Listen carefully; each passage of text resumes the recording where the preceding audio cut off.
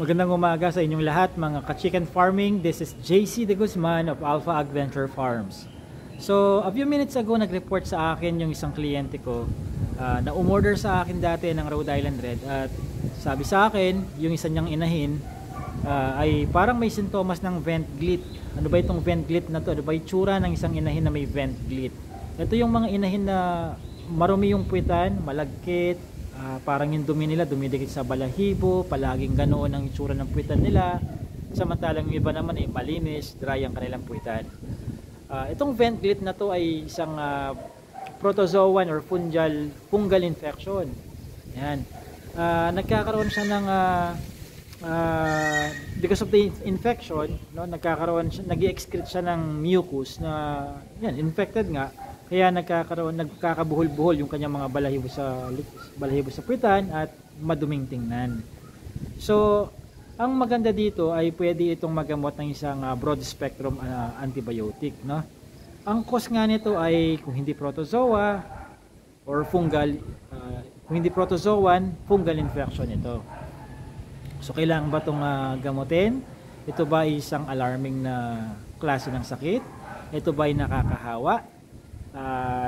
It is nakakahawa, no? Kaya kailangan maasikaso kaagad, mai-isolate yung hen na mayroong vent glit, at kailangan ma-disinfect yung pinanggalingan niya, at yung in-isolate natin kailangan bigyan ng 7 araw na gamutan sa antibiotics. Tapos yung mga kasamahan niya na naiwan niya doon sa original na lugar nila, kailangan silang i-antibiotic for 3 days as well, preventive measure.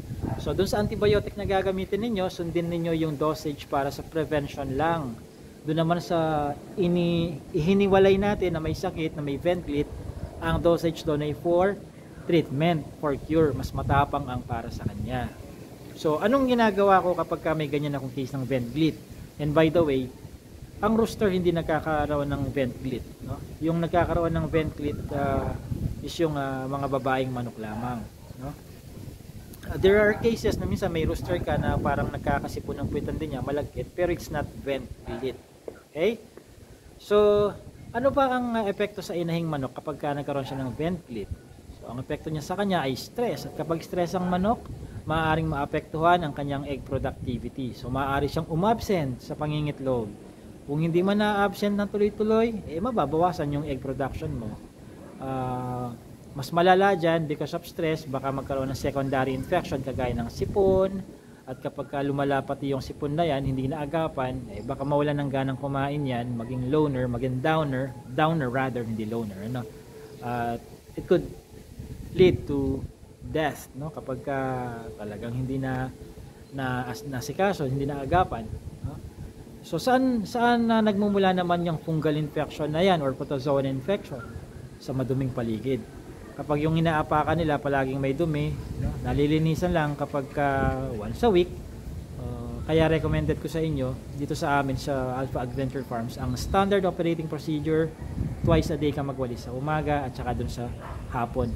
At every Saturday mag-disinfect ng hindi lang yung loob ng farm, loob ng kulungan, kundi pati yung buong paligid ng farm, no? Hindi lang yung mismong lupang na-occupayan ng bahay ng manok, kundi yung paligid din niya.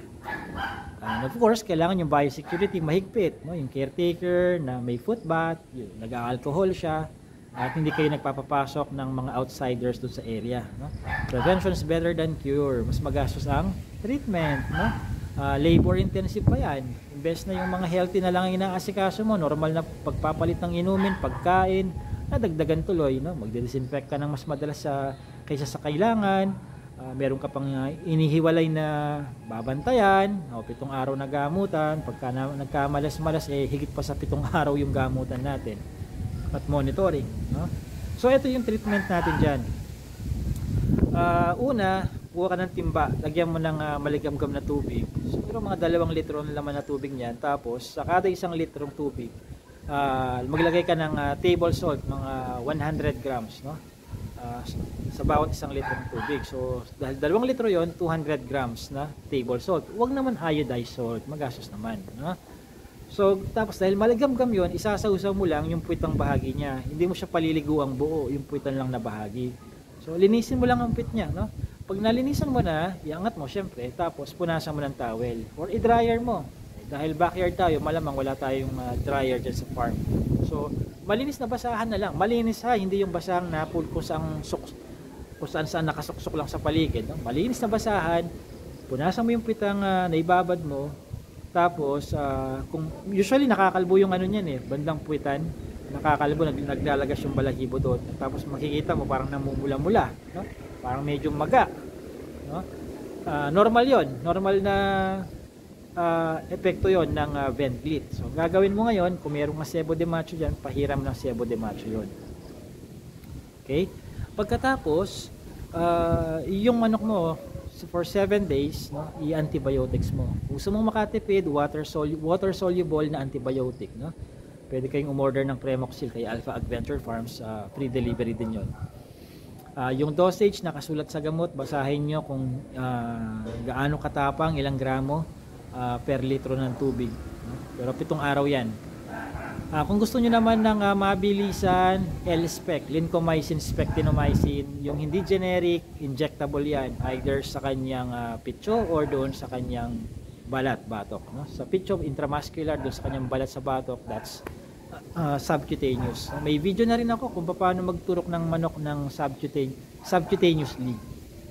Ayan, no?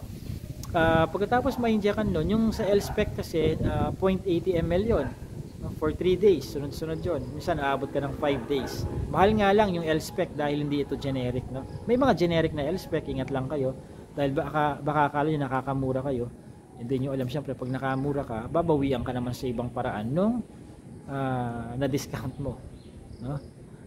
Okay, so ganun yon. Babanlawan ng puwitan, maligamgam na tubig, may asin, 200 grams for 2 liters of lukewarm water. Tapos kung nakakalbo na yan, lagyan ng sebo de macho. Kung wala kayong sebo de macho, kahit wag na. Kung hindi naman nakakalbo ang puwitan yan, wag na rin lagyan ng sebo de macho kahit meron kayo. Tapos i-antibiotic siya, no? Yung water soluble kung gustong magtipid. Kung may pambili naman ng mas maganda at mas mabilis na epekto, mag L-Spec injectable kayo, yung hindi generic. Dahil hindi yan generic, mahal yan, may 1,000. Okay? Pwede nyo bilhin sa Sky Alpha Adventure Farms yun, mapa L-Spec na injectable or yung water soluble na broad spectrum antibiotics. Okay? Pagkatapos ihiwalay yan, no? Huwag nyo gagawin lang yun tapos ihahalong muli doon sa kanyang kagrupo. Huwag, ihiwalay nyo, ibabalik nyo lang yan kapag magaling na. Now, kapag magaling na, hindi na siya parang nagkakaroon ng sipon ng puwitan, paliguan nyo ng kumpleto noon. Pag pinaliguan ninyo, with washout shampoo yung tubig. Okay? So, ganun lang ang ginagawa ko.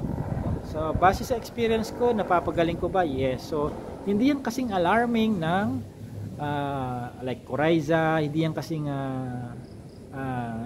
tindi ng sakit na yon, no? So, napapagaling yan. And make sure regular kayong mag-disinfect, no? Tsaka yung biosecurity natin, paigtingin natin, huwag tayong mahihiya, baka dahil sa naunahan tayo ng hiya ay naging puntahan na ng mga excursionist yung ating chicken farm. Ingat tayo sa ganun, no? Kayo din naman mahihirapan kapag napangunahan kayo ng hiya at your own expense. Alright?